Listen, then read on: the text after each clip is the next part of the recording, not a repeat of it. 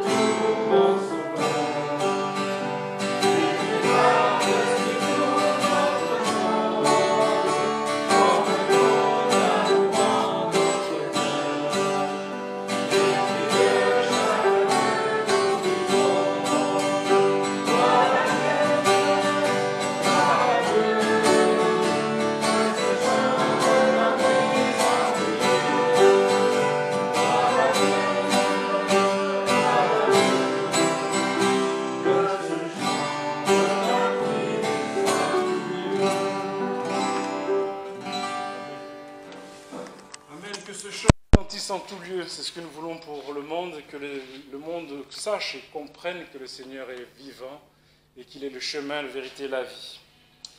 Je vais demander donc à Antoine s'il veut bien prier pour le moment de culte que nous allons avoir ici. Merci Seigneur Dieu, toute la gloire t'est due, parce que tu es celui qui a fait toutes choses. C'est par ta grâce que nous sommes ici assemblés ce matin en ton nom. Te demandons bien de venir à cette assemblée, diriger ton serviteur par ton esprit. Et aussi de rendre disponible la parole qui est comme celle d'une semence qui porte du fruit. Nous demandons aussi d'être avec les frères et sœurs qui n'ont pas pu travailler ce matin et de les accompagner au nom de Jésus. Amen. Je vous invite, vous pouvez vous asseoir. Nous allons poursuivre avec un autre cantique. En mon cœur, j'ai choisi. Numéro 273.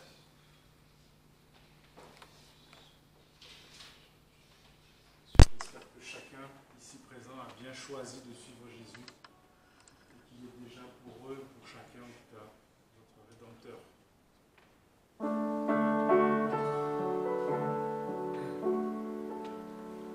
Ensemble.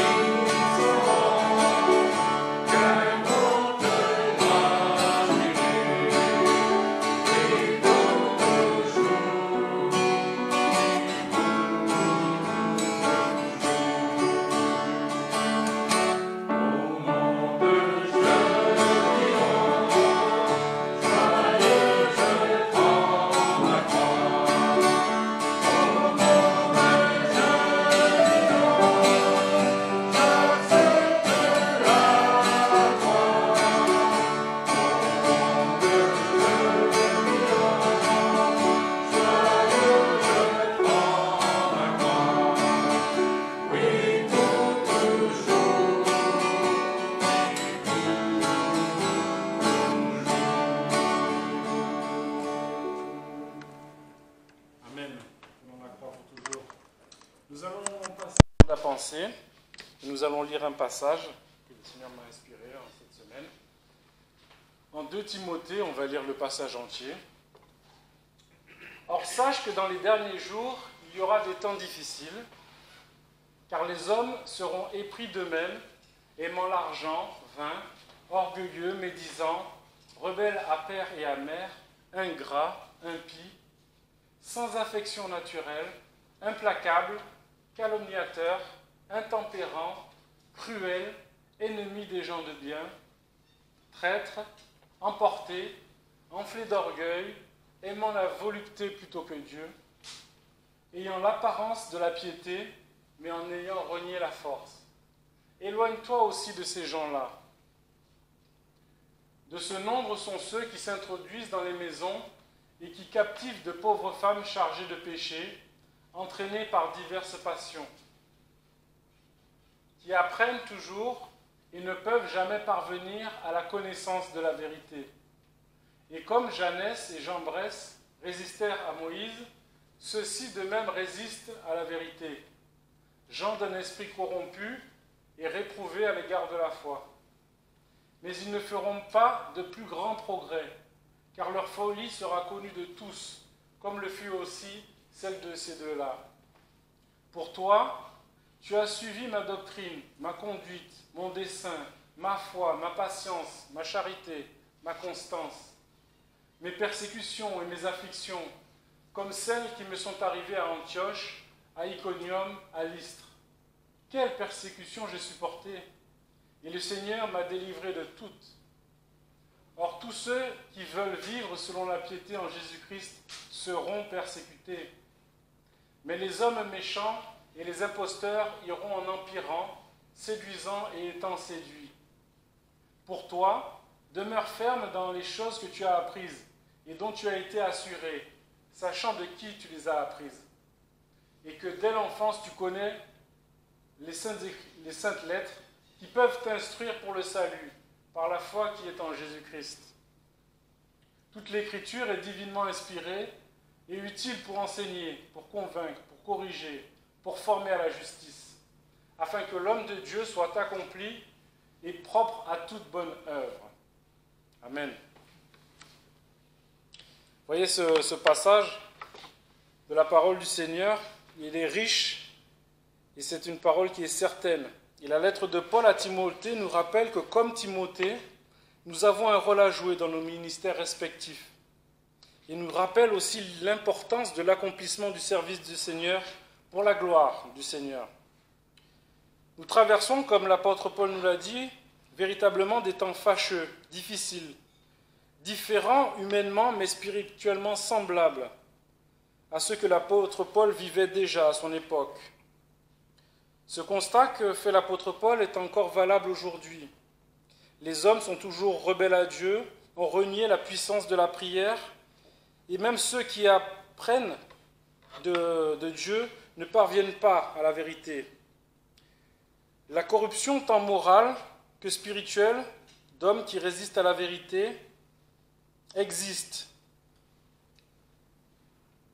Devant ce tableau sombre de l'humanité, voire même de la chrétienté, n'est-il pas consolant de savoir que le Seigneur nous trace un chemin balisé et lumineux au milieu de ces ténèbres, un chemin éclairé où les enfants de Dieu sont appelés à le suivre en toute simplicité, individuellement, comme Timothée l'a fait. La parole nous dit que Timothée était d'ailleurs parfait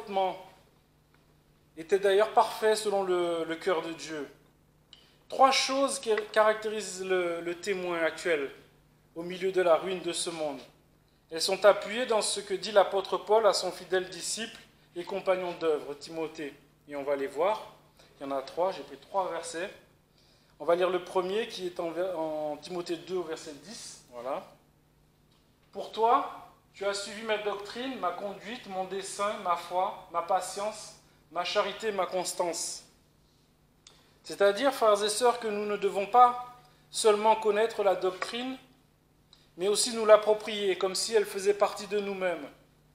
Est-ce si difficile quand Christ est notre soutien et nous devance sur le chemin de la vie éternelle? On le voit, il nous faut faire comme Paul. Il nous faut faire comme Paul, il nous faut avoir un seul but, Christ, en ne faisant qu'une seule chose, courir avant tout en cherchant en le saisissant lui. Reprends le verset s'il te plaît. Parce qu'il nous donne sa foi, son support, sa patience, et toutes ces choses que l'on peut lire marchent avec un véritable amour. Cet amour qui supporte tout, qui croit tout, qui endure tout, et même au prix des souffrances et des persécutions. Le second point, on va le voir en Timothée 2, en 2 Timothée au chapitre 3, au verset 14, voilà. Pour toi, il le dit à Timothée toujours, demeure ferme dans les choses que tu as apprises et dont tu as été assuré, sachant de qui tu les as apprises. Comme Timothée est exhorté de demeurer ferme dans les choses qu'il a apprises, nous sommes également exhortés ce matin à établir notre domicile, notre maison, notre foyer, dans toutes ces choses dans la parole, et à ne nous en écarter d'aucune manière, car c'est par ces dernières que l'homme de Dieu est parfaitement accompli pour toute bonne œuvre, pour la gloire du Seigneur. Amen. Et le troisième point se trouve dans un verset que nous n'avons pas vu, mais c'est un passage juste après, au chapitre 4, au verset 5. Mais toi, voici ce que l'apôtre Paul dit, sois vigilant en toutes choses, endure les afflictions, fais l'œuvre d'un évangéliste, remplis complètement ton ministère. Ici, chacun de nous est exhorté à accomplir son service jusqu'au bout, sans défaillance. Et c'est ce que Timothée avait sous les yeux avec le témoignage merveilleux de l'apôtre Paul, qui, même s'il approchait à sa fin, ce ministère, continuait, même emprisonné, d'exhorter, de partager, d'encourager, de témoigner de la force de Christ qui était en lui. Alors puissions-nous, chacun, dire aujourd'hui comme demain et jusqu'à la fin, comme Paul et ce cher Timothée, j'ai accompli pleinement mon service jusqu'à la fin. Amen. Que le Seigneur nous guide pour cela. Et on va poursuivre avec un autre cantique. Quand le vol de la tempête, c'est un cantique que j'apprécie tout particulièrement, parce qu'il révèle aussi la manière dont le Seigneur nous permet de traverser les épreuves. Voilà, donc je vais vous laisser me donner la note.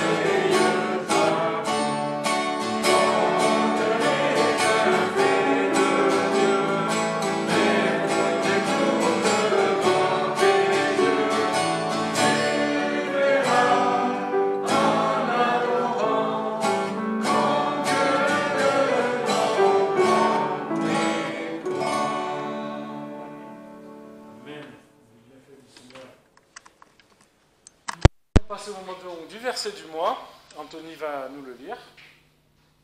Tu vois, ça va?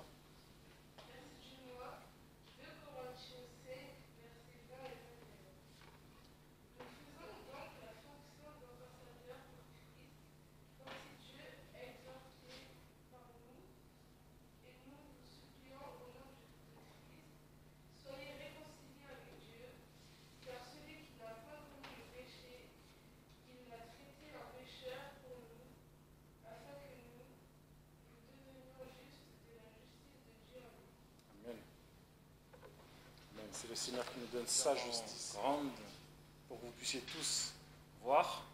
Ça va pour tout le monde? Parfait. Golgotha, lieu du crâne. Donc c'était un passage qui est merveilleux, un bon chant, un chant qui a été réclamé. Et donc bien sûr aujourd'hui nous allons pouvoir le chanter tous ensemble. Voilà, donc je laisse le soin de nous donner la note ici. Vous pouvez vous lever pour le chant.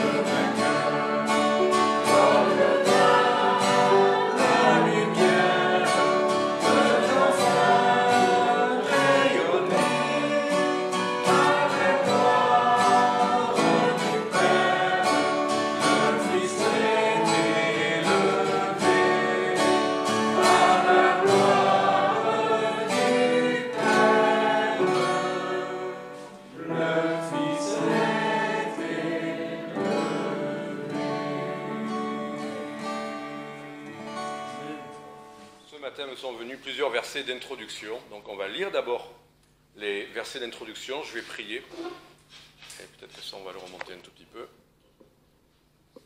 Parce que c'est descendu. Donc,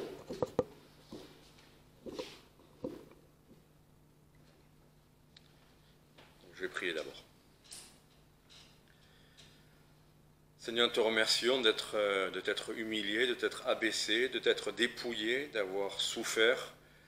Et tu as supporté tout cela en vue de la joie qui t'était réservée. Et cette joie, c'était de te faire un peuple racheter des enfants, faire de nous ta famille et que nous soyons sauvés éternellement pour te servir et te louer.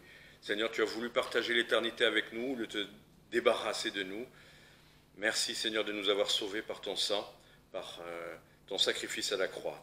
Et Seigneur, nous voulons que ce message serve à nous rapprocher, à nous affermir en toi, au nom de Jésus-Christ. Amen. Donc, on va lire 3-4 versets d'introduction. Ésaïe 26 au verset 12. Je suis tombé dessus ce matin. Donc, Ésaïe chapitre 26, verset 12. Éternel, tu nous donneras la paix, car tout ce que nous faisons, c'est toi qui l'accomplis pour nous. On va maintenant aller au psaume 90. Psaume 90, versets 16 et 17. Je l'ai déjà partagé à la réunion de prière, mais c'est un peu la même idée. Donc, psaume 90, versets 16 et 17, je vous les lis. Que ton œuvre se montre à tes serviteurs et ta gloire sur leurs enfants, et que la bienveillance de l'Éternel notre Dieu soit sur nous, affermis pour nous l'œuvre de nos mains, oui, affermis l'œuvre de nos mains. Donc on voit là encore l'idée de, on veut voir l'œuvre de Dieu, mais on demande à Dieu d'affermir l'œuvre pour lui. Philippiens 2, on va lire du verset 8 à 13, Philippiens 2, donc là dans le Nouveau Testament maintenant. On pourrait lire que le verset qui m'intéresse, peut-être on va lire que le verset qui m'intéresse et juste après voir le reste, verset 13.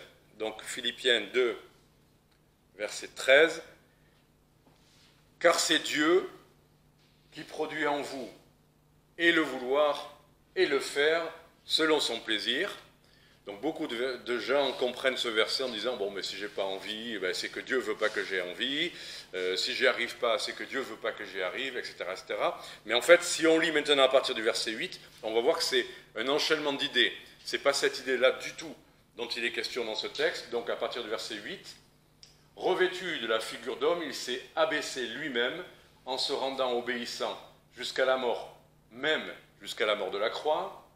C'est pourquoi aussi Dieu l'a souverainement élevé, lui a donné un nom qui est au-dessus de tout nom, afin qu'au nom de Jésus, tout ce qui est dans les cieux et sur la terre et sous la terre fléchisse le genou, et que toute langue confesse que Jésus-Christ est le Seigneur, à la gloire de Dieu le Père. Ainsi, et là on a la conclusion, ainsi, mes bien-aimés, comme vous avez toujours obéi, non seulement comme en ma présence, mais plus encore maintenant en mon absence, travaillez à votre salut avec crainte et tremblement. Et là, car c'est Dieu qui produit en vous et le vouloir et le faire selon son plaisir. Quand on voit le déroulement de la pensée, on comprend qu'il n'est pas là du tout question de dire si vous avez envie, c'est que c'est Dieu qui met en vous le... Non, le déroulement, c'est de dire que Christ est mort à la croix, qu'il a été abaissé, qu'il est maintenant élevé, qu'il a autorité sur toute chose, et ainsi, puisque Christ, notre Sauveur, notre Seigneur, a autorité sur toute chose, eh bien alors maintenant, faites ce que vous avez à faire, voilà, travaillez avec crainte et tremblement, parce que de toute façon, et c'est la boucle qui est bouclée, de toute façon, c'est Dieu qui produit en vous le vouloir et le faire selon son plaisir. Donc, la conclusion, c'est de dire, puisque Christ a tout fait, puisque tout est à disposition, travaillez parce que vous avez le matériau, vous avez déjà reçu, et le vouloir et le faire selon son plaisir. Ne doutez pas un seul instant que vous seriez pris au dépourvu si vous voulez faire sa volonté, puisque c'est un peu la même idée que dans Matthieu, enfin, je sais plus, pardon, mais quand il dit que il a vaincu toute chose, et alors ainsi, puisqu'il est vainqueur sur toute chose, allez et faites de toutes les nations des disciples. D'accord ? On ne peut faire que parce qu'il a autorité. Et on peut tout faire parce que, justement, il a toute autorité. Et encore, ce verset dans Jean, Évangile de Jean, au chapitre 15, verset 5, qui conclut un peu tous ces versets qu'on vient de voir. Quand Jésus dit à ses disciples, Jean, chapitre 15, verset 5, « Je suis le cep, vous êtes les sarments, celui qui demeure en moi et en qui je demeure porte beaucoup de fruits, car sans moi, vous ne pouvez rien faire. Donc, tout venant de Jésus-Christ, la sève étant en nous, nous l'avons, ben alors nous pouvons et nous devons, si nous restons, demeurons en lui, en communion avec lui, nous portons beaucoup de fruits, mais sans lui, on n'a aucune force, aucune sagesse, aucune efficacité, aucun fruit. Sans lui, on ne peut rien faire. Donc voilà, ces versets, pour montrer qu'il y a, avec ces idées qui vont et qui viennent, c'est la même idée, c'est, on pourrait dire un peu une énigme, un paradoxe, de dire, mais comment, c'est lui qui fait les choses ou c'est nous? Parce qu'on a vu tout à l'heure, nous faisons, alors affermis l'ouvrage de nos mains, mais c'est lui qui met en nous le vouloir et le faire. Alors si c'est lui, c'est pas nous. Dans l'Épître aux Éphésiens, il dit c'est pas par nos œuvres qu'on est sauvé. On est d'accord pour le salut, il n'en est pas du tout question. Mais dans Éphésiens, il conclut en disant mais justement, il nous a sauvés pour de bonnes œuvres qu'il a préparées d'avance afin que nous les pratiquions. Donc on voit bien qu'il y a à la fois une collaboration, que même si on fait, ça vient de lui, mais il faut le faire quand même. Alors, ça semble clair. On comprend que, bon, même si on fait quelque chose, ça vient de lui, parce que tout nous vient de lui, mais qu'à la fois, on sait bien que si on ne travaille pas en lui, on ne peut vraiment rien faire d'utile. D'accord? Donc, avec tous ces textes, j'aimerais vous amener maintenant au chapitre qui nous intéresse, qui est un peu, bon, d'accord, tout vient de lui, on doit demeurer en lui, sans lui, on ne peut rien faire. C'est lui qui met en nous tout ce qu'il faut. C'est lui qui fait l'œuvre en nous. D'accord? Mais concrètement, voilà, le matin, on se lève. On peut faire plein de choses. Est-ce que c'est lui qui l'a fait en nous? On va voir parfois qu'on ne fait pas ce qu'il faut, qu'on n'a pas envie de le faire, ou qu'on ne se sent pas la force, ou qu'on échoue, ou qu'on... Comment on fait alors pour dépendre de lui? Oui, la Bible dit qu'il faut être dépendant de lui, être conduit par l'Esprit. D'accord, mais concrètement, je me lève demain matin, qu'est-ce qui fait que je serai assuré que c'est bien lui qui accomplit quelque chose en moi et que ce n'est pas moi qui accomplis quelque chose? Comment me préparer concrètement à être conduit et fortifié et porté par lui et pas par ma propre force? Comment? Eh bien, je vous propose donc ce texte dans 2 Pierre, chapitre 1. À la fois, c'est un verset qui va nous expliquer pratiquement comment on rentre dans ce cercle vertueux de dépendre de lui, de faire les choses nous-mêmes, et que finalement c'est lui qui les fait. C'est un cercle vertueux qu'on va voir maintenant. C'est exactement ça. Il nous donne tout ce qu'il faut, on fait, mais on dépend de lui, et c'est à sa gloire, parce que finalement on se rend compte que c'est lui qui l'a fait en nous. Donc c'est ça le cercle vertueux dans lequel nous devons rentrer. Et la seconde épître de Pierre nous explique ce cercle vertueux. Alors en plaisantant, je vais vous dire que c'est, pour nous éclaircir les choses, c'est probablement un des textes les plus complexes et les plus compliqués presque du Nouveau Testament, si on le lit comme ça. Mais on va le lire petit à petit, et idée par idée, on va voir que ce n'est pas si compliqué que ça. D'abord, on le lit de la manière où on va presque pas comprendre.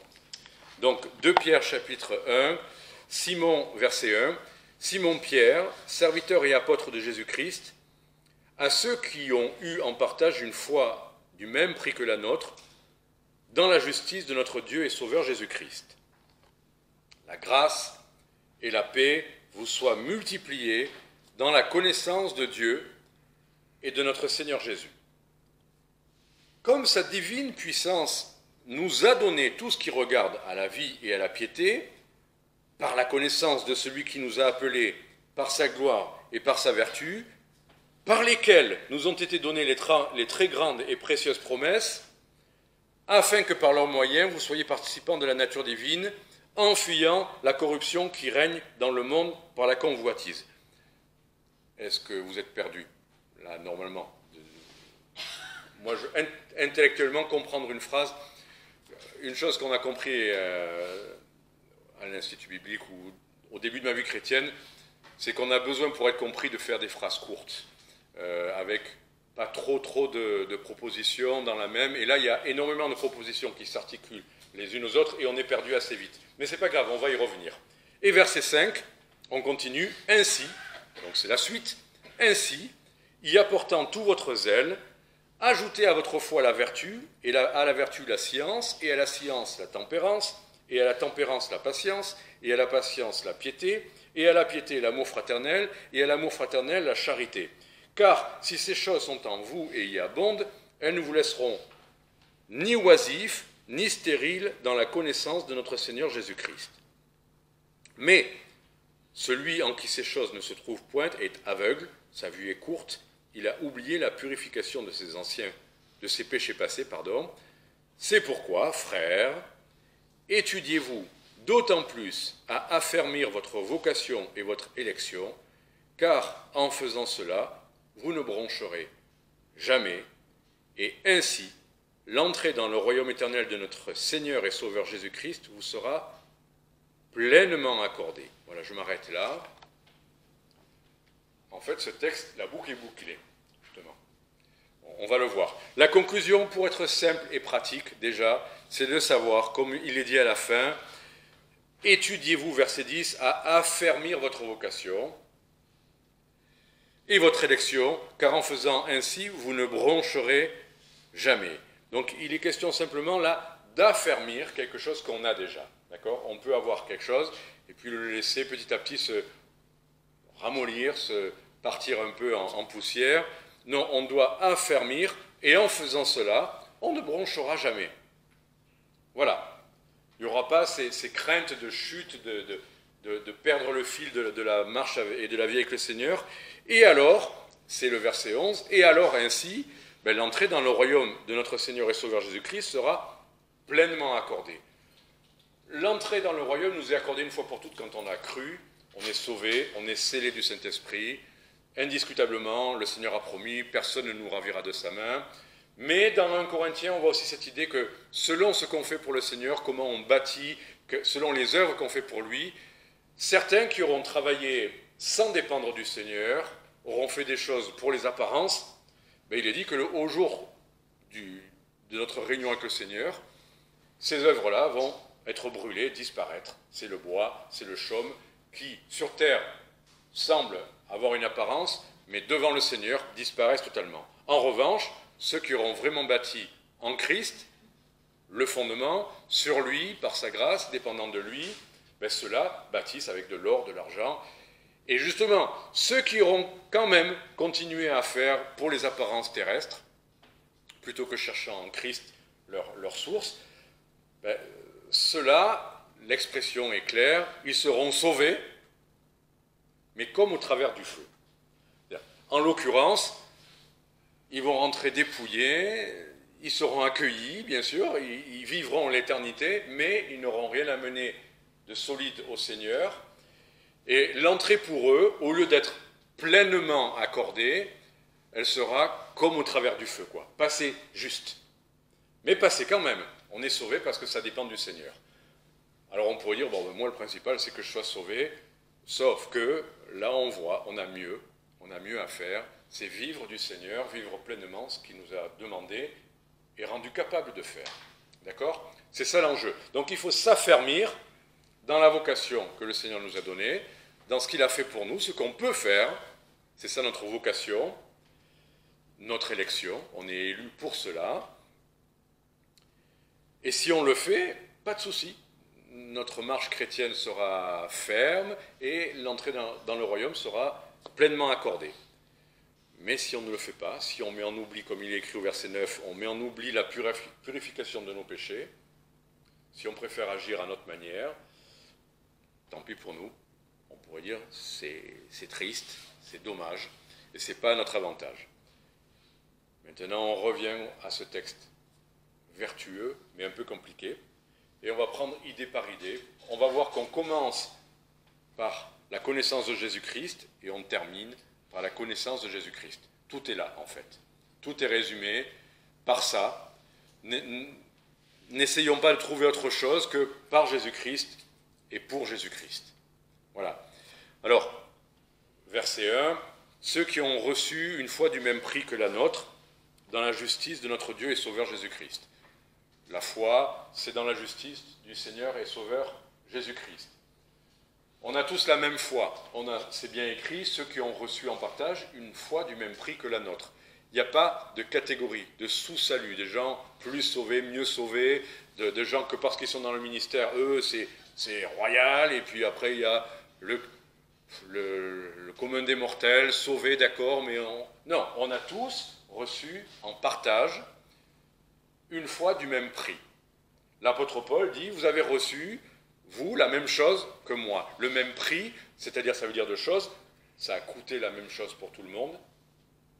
Le prix, c'était Jésus-Christ, c'était son sang. Et le même prix, c'est la même valeur aussi, c'est la même qualité. On a reçu le même salut. On ne peut pas dire qu'on ait reçu plus ou moins. Ah, lui, sa conversion, c'est extraordinaire. Oh, moi, j'ai rien à raconter. On a tous reçu le même salut. De la valeur de Jésus-Christ et de la même valeur pour chacun de nous. Verset suivant. Là, c'est une forme de salutation. On pourrait dire que c'est juste une salutation comme ça se fait, bonjour. À cette époque, on a des salutations selon les cultures, et on peut dire la culture chrétienne, c'est de dire ça. Mais je crois que c'est à la fois une salutation, mais c'est vraiment, parce que comme le bonjour, quelqu'un m'a dit, mais tu me dis bonjour, mais est-ce que vraiment tu me souhaites un bon jour avec ce qui m'arrive dans ma vie maintenant? Même bonjour, ça veut dire quelque chose. C'est que vraiment on souhaite le meilleur dans cette journée pour la personne. Et on se rend compte qu'on dit bonjour à tout le monde, bonjour aux commerçants quand on va acheter quelque chose. Enfin, et on ne se soucie pas réellement de leur journée. En l'occurrence, là, le Seigneur ne fait pas qu'une salutation, l'apôtre Pierre ne fait pas qu'une salutation. Il veut vraiment que ceux qui écoutent, la grâce et la paix leur soient multipliées. D'accord? Et comment la grâce et la paix peuvent se multiplier au milieu de nous et en nous? Parce qu'on a reçu la même chose. Si on a déjà reçu le salut, on a déjà la grâce, on a déjà la paix avec Dieu. Et Dieu ne nous donne pas la paix comme le monde donne, il ne donne pas à moitié, non. Mais malgré tout, s'il nous a donné une grâce et une paix parfaite, on peut vivre plus profondément, plus abondamment de cette grâce et de cette paix. On le sait par expérience, non? Qu'il y a des moments dans nos vies chrétiennes, on vit pleinement, abondamment cette grâce, on en a conscience. Je lisais ce matin une pensée de Spurgeon et c'était touchant de voir qu'il disait la seule solution c'était vraiment la présence du Seigneur Jésus. C'est un théologien, Spurgeon. On pourrait lui dire, mais écoute, tu l'as déjà, la présence du Seigneur Jésus. Pourquoi tu aurais besoin de plus de présence? C'est qu'il y a à la fois une réalité intangible, on est scellé du Saint-Esprit, Christ est avec nous, on a son esprit, d'accord, et il ne nous abandonnera jamais, d'accord. Mais selon comment nous, dans notre vie chrétienne, on vit, on puise, on se nourrit de lui, on marche avec lui, et plus, oui, on peut le dire, on a, ça pourrait sembler subjectif, mais c'est réel, une conscience, une sensibilité plus importante de la présence du Seigneur dans nos vies. Tout en étant sauvé, on peut vivre pleinement, abondamment. Soyez remplis du Saint-Esprit. Pourtant, on a l'Esprit. C'est qu'on peut en être rempli ou vivre comme si, le tuyau est là, ou je ne sais pas, la source est là, mais je vis comme si je n'avais pas d'eau. D'accord? Donc, le Seigneur veut qu'on vive intensément, profondément, intimement la grâce et la paix, et pour cela, ça doit nous être multiplié. C'est pas que la source doit changer, la source est suffisante. Il a mis en nous une source qui jaillit jusque dans la vie éternelle. Elle est suffisante. C'est nous qui devons plus ou moins, qui pouvons plus ou moins en profiter, en jouir. Mais le Seigneur veut que cette grâce et cette paix en nous et au milieu de nous soient multipliées. Et pour qu'elles soient multipliées, quel est le moyen? Et je remercie Jacqueline qui a proposé ce chant ce matin, parce que je me disais peut-être qu'on va demander le chant persévère, ou qui ont des qualités. D'accord, mais de commencer par Golgotha, lieu du crâne, c'était la meilleure manière de commencer à chanter des chants. On ne s'est jamais trompé, on On n'a jamais fait une erreur en ayant chanté la croix du Seigneur. Donc, et c'est par la connaissance de Dieu et du Seigneur Jésus-Christ que toute cette grâce et cette paix peuvent être multipliées. Continuons. Donc on a commencé avec ça, d'accord? On sait que c'est par la connaissance de Jésus-Christ. Et maintenant il va nous expliquer. Comme sa divine puissance nous a donné tout ce qui regarde la vie et la piété. Virgule, on explique ça. Sa divine puissance, son Saint-Esprit, la parole de Dieu, l'Évangile, c'est la puissance de Dieu. Si on a reçu l'Évangile, si on a reçu l'Esprit, il nous a donné sa divine puissance par sa parole, par l'Évangile et par son Esprit, nous a donné tout ce qui est nécessaire, tout ce qui regarde à la vie et à la piété. On ne peut pas dire « Ah oui, mais les temps sont difficiles ». C'est vrai, les temps sont difficiles, mais c'est écrit dans la Bible depuis 2000 ans. Oui, mais là, maintenant, il y a le Covid. Oui, c'est vrai. Mais autrefois, il y a eu quelques siècles, c'était la peste. La moitié de l'Europe en est morte. C'était pas mal aussi. Donc, on n'a pas, quels que soient les temps, les lieux, le Seigneur nous a donné, et c'est important de nous accrocher à cette idée, il nous a donné, comme on l'a vu tout à l'heure, tout ce qu'il faut. Tout ce qui regarde à la vie, à la piété, nous l'avons reçu déjà par sa divine puissance. D'accord? Donc, qui pourrait dire, ah, j'ai pas assez, moi. Moi, non, moi, tu comprends pas, c'est trop compliqué, j'ai un parcours difficile. Il nous a donné ce qu'il faut pour la vie et la piété. Et là encore, il revient à l'idée qu'on a vue, par la connaissance. Donc, sa divine puissance se développe, se manifeste en nous par la connaissance de celui qui nous a appelés par sa gloire et par sa vertu. On revient à la même idée. Cette divine puissance ne s'exprimera que en connaissant mieux, en connaissant plus profondément, en approfondissant notre connaissance de celui qui nous a appelés, non pas parce qu'on le mérite, mais par sa gloire. Le Seigneur s'est appuyé sur sa gloire et sur sa vertu. Donc il n'attend pas notre vertu à nous, il veut qu'on le connaisse par ses perfections à lui, par ce qu'il est lui. Ne cherchons pas autre chose, arrêtons de chercher en nous. Le monde propose et vous pousse à connais-toi toi-même, cherche la grande expérimentation, la grande connaissance aujourd'hui, c'est de se connaître soi-même. C'est tout ce que le monde nous propose. Si tu veux être heureux, il faut que tu saches qui tu es, d'où tu viens, ta généalogie, tes traumatismes, tes points forts, tes points faibles. Connais-toi toi-même et tu seras heureux. C'est ce qu'on entend partout. Et le Seigneur nous dit, oublie-toi toi-même, si tu veux être heureux. Parce que sinon tu n'en finiras jamais. Le cœur de l'homme, il est insondable, on n'en terminera jamais d'essayer de comprendre le pourquoi du comment. Si tu veux avancer, si tu veux être abondant et heureux, c'est par la connaissance de celui qui nous a appelés par sa gloire et sa vertu. On continue. Par lesquels, là c'est du français, par lesquels quoi? Ça fait référence à quoi par lesquels? Sa gloire et sa vertu. Donc c'est par sa gloire et par sa vertu que nous sont données les plus grandes et les plus précieuses promesses. D'accord? Donc les plus grandes et les plus précieuses promesses qu'on puisse trouver dans les Écritures, nous ne les obtiendrons pas par nos œuvres, par notre fidélité, par notre vertu, par notre investissement, même si le Seigneur nous pousse à faire des choses, mais on n'obtiendra rien par ce biais-là, puisque c'est les plus grandes et les plus précieuses promesses nous sont données par sa vertu à lui et par sa gloire à lui. Afin que, et là c'est encore grammatical, afin que par leurs moyens de quoi? Là je vous pose la question, allez, juste pour que ça soit un peu plus... Par leurs moyens de quoi? Des promesses.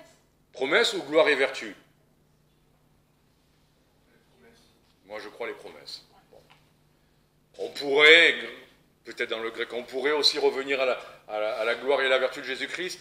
Là je crois que l'enchaînement c'est vraiment par les précieuses promesses. On peut, par leurs moyens, c'est intéressant cette idée, hein, c'est parce que ce que Dieu nous promet qu'on peut être participant de la nature divine. Tout à l'heure, on a vu qu'on a reçu par sa divine puissance tout ce qui contribue à la piété, d'accord? La vie et la piété, on a reçu tout ça. Mais pour l'activer dans nos vies, pour vivre vraiment de la nature divine, pour que nos caractères changent, pour que les gens puissent entreapercevoir un peu de l'amour de Dieu, de la patience de Dieu, de la bienveillance de Dieu, de la sagesse de Dieu, de l'intelligence de Dieu, de Dieu, et pas nous. Nous n'allons le trouver que par les grandes et précieuses promesses que nous trouverons dans les Écritures. Vous voulez activer quelque chose de la personne de Dieu qui est venue habiter en vous par son esprit, c'est pas comme un logiciel, mais il n'empêche que pour manifester plus de la présence de Dieu dans nos vies, c'est en allant chercher dans les précieuses promesses de Dieu. Donc c'est en lisant les Écritures et en saisissant ce qu'il nous promet, en le croyant, que ça va se manifester en vous. Moi, ça m'encourage, ça. Pour moi, c'est pratique.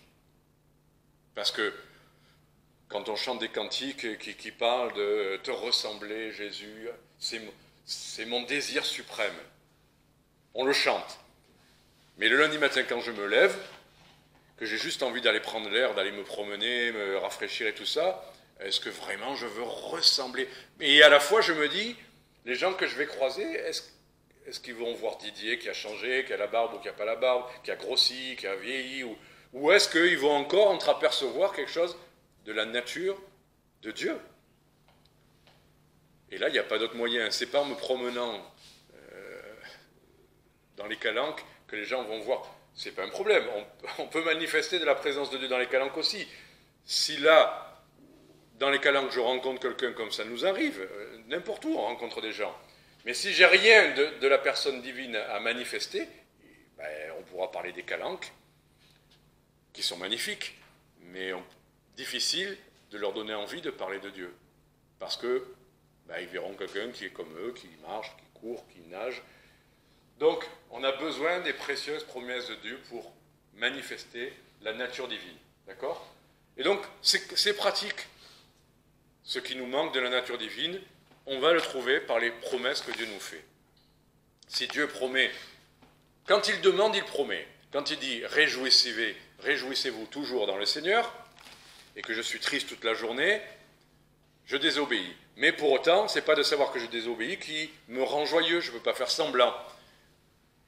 Et puis, dans l'évangile de Jean, le Seigneur dit « demandez, vous recevrez, afin que votre joie soit parfaite ».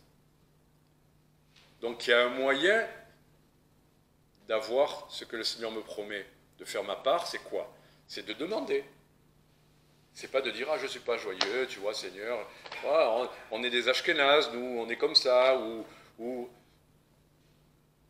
c'est vrai, on a peut-être un parcours, un passif, une personnalité, mais il n'empêche, si le Seigneur dit « soyez toujours joyeux » et qu'il dit « demandez, vous recevrez afin que votre joie soit parfaite », ben, je suis joyeux comme tout le monde quand j'ai des exaucements, quoi. Voilà. Donc, grandes et précieuses promesses qui vont nous aider à peut-être trouver telle et telle chose qui nous manque, qui fait défaut dans notre vie chrétienne et qui appartient à la nature divine.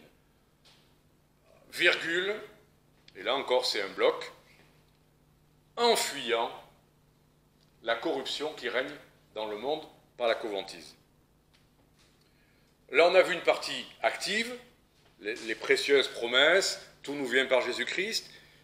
Et là, il y a une partie négative, qui est quand même en fuyant la corruption qui règne dans le monde par les convoitises. Alors, on sait qu'on ne doit pas fuir le monde, on vit dans le monde, on travaille dans le monde, on est même encouragé à être des flambeaux dans le monde, c'est-à-dire que dans ce monde des ténèbres, on doit briller. Donc, si on brille dans notre appartement enfermé entre quatre murs, personne ne le verra. Donc ce n'est pas de fuir le monde, mais en fuyant la corruption qui règne dans le monde.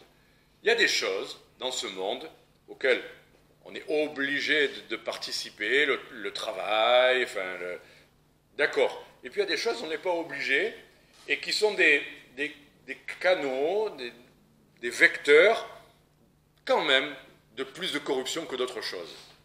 Tout n'est pas... Le monde, c'est pas où le terrestre et c'est mal, et le céleste est merveilleux. Non, même dans le terrestre, il y a des choses qui nous corrompent plus que d'autres.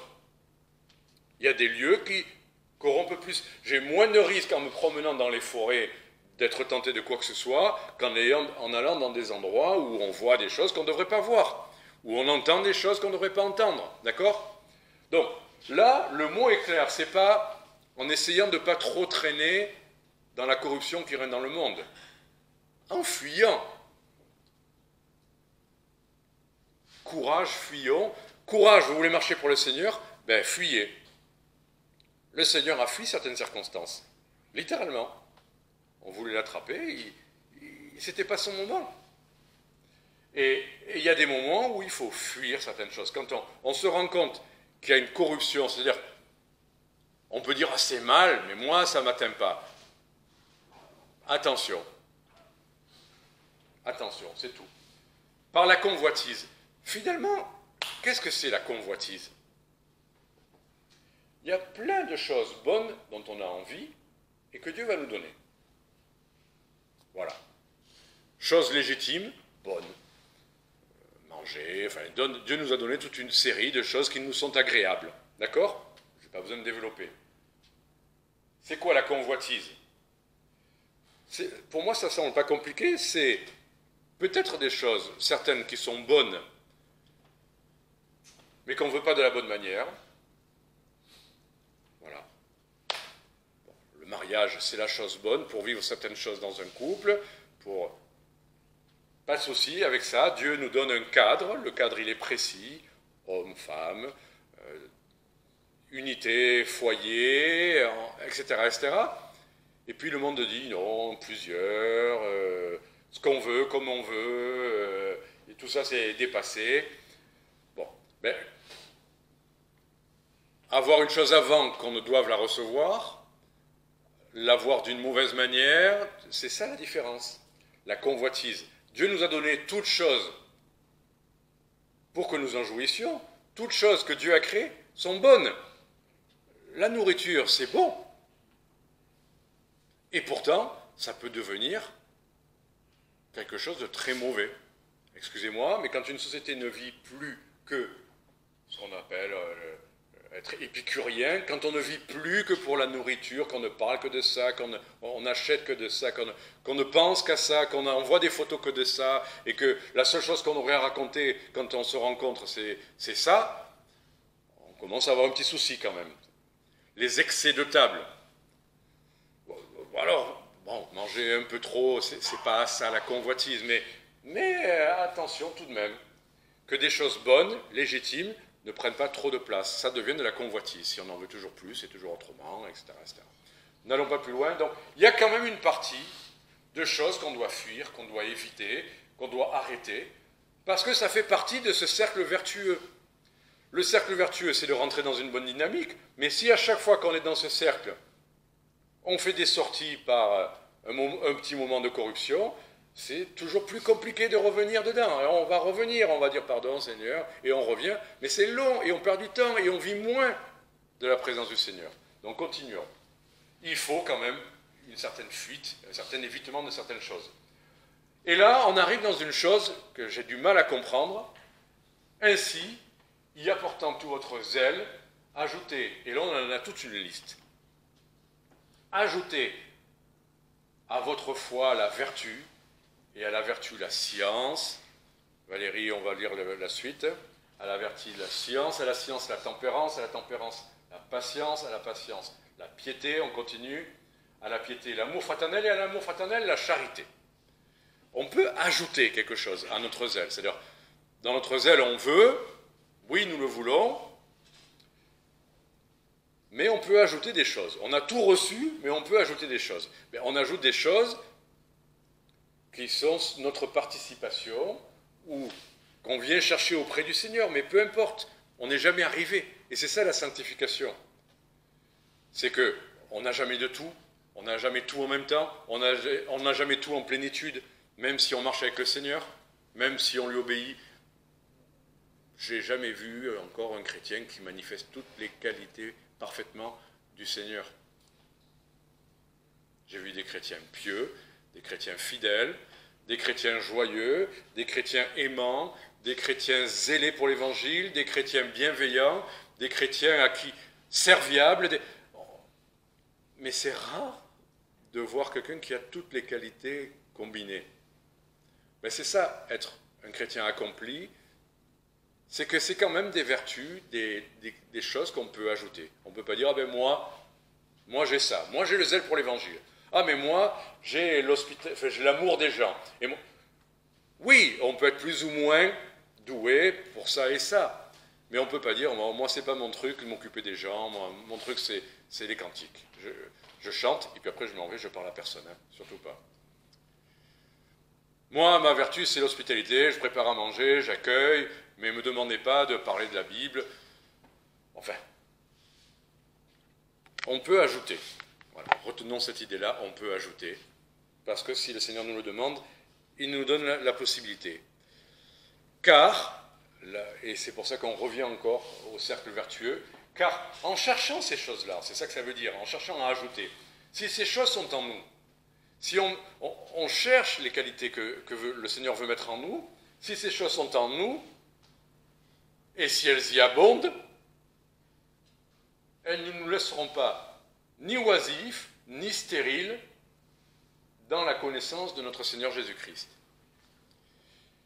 Enfin, qu'est-ce que ça veut dire dans la connaissance? Par la connaissance du Seigneur Jésus, ou ces choses-là vont faire qu'on va connaître mieux notre Seigneur Jésus-Christ? Je ne saurais pas vous dire, il faudrait aller creuser peut-être avec le grec, mais il me semble qu'on boucle la boucle. C'est-à-dire, si on connaît le Seigneur, des choses se développent en nous, si on fait tout ce qu'il faut faire qu'on a vu, précieuses promesses, si on fait tout ça, si on cherche à ajouter tout ça, au final, qu'est-ce qui va se passer? On revient à ce qu'on a vu tout à l'heure.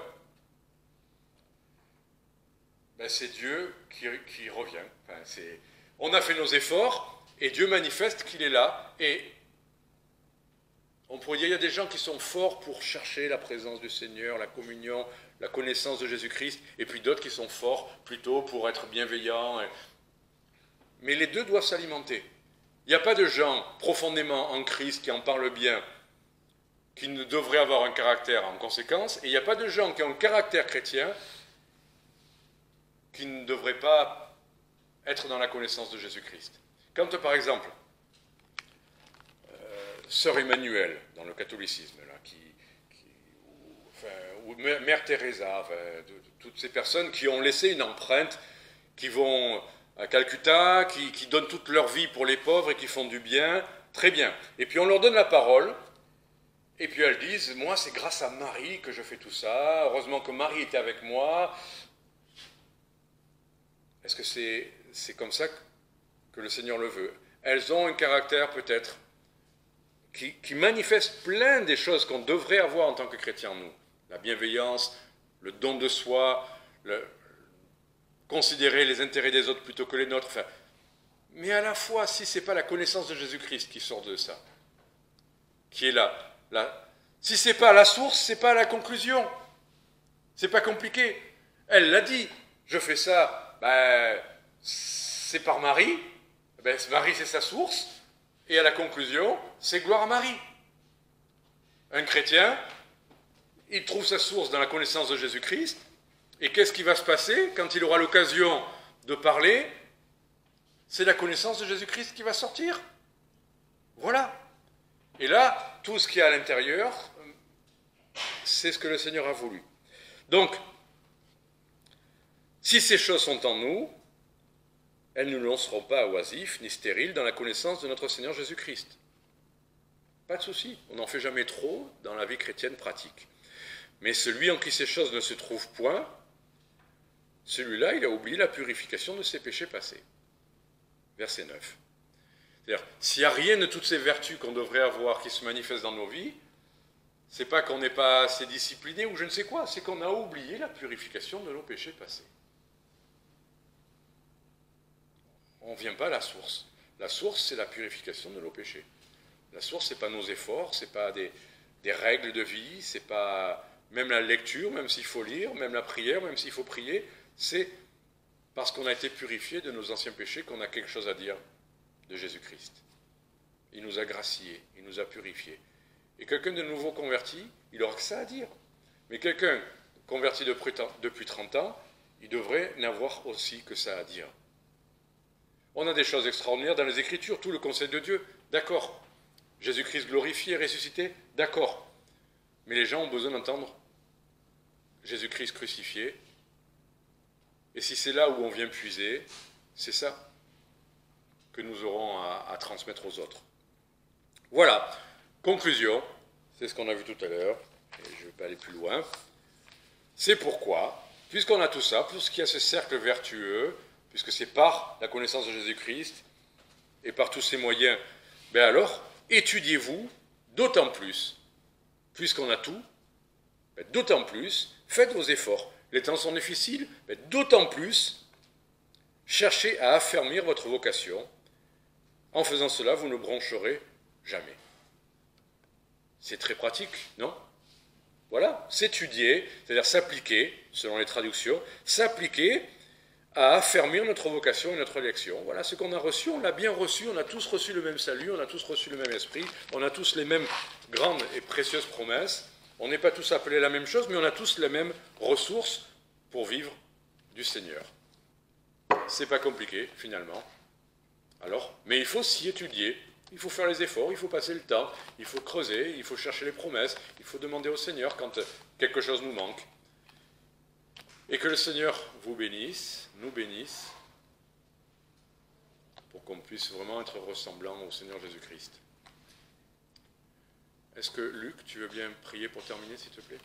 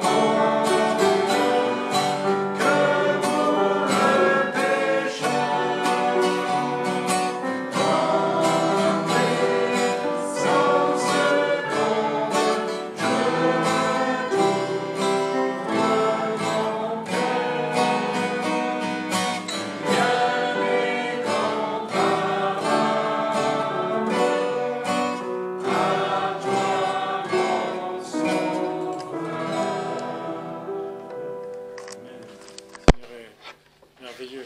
Bon dimanche à tous. Que le Seigneur vous bénisse.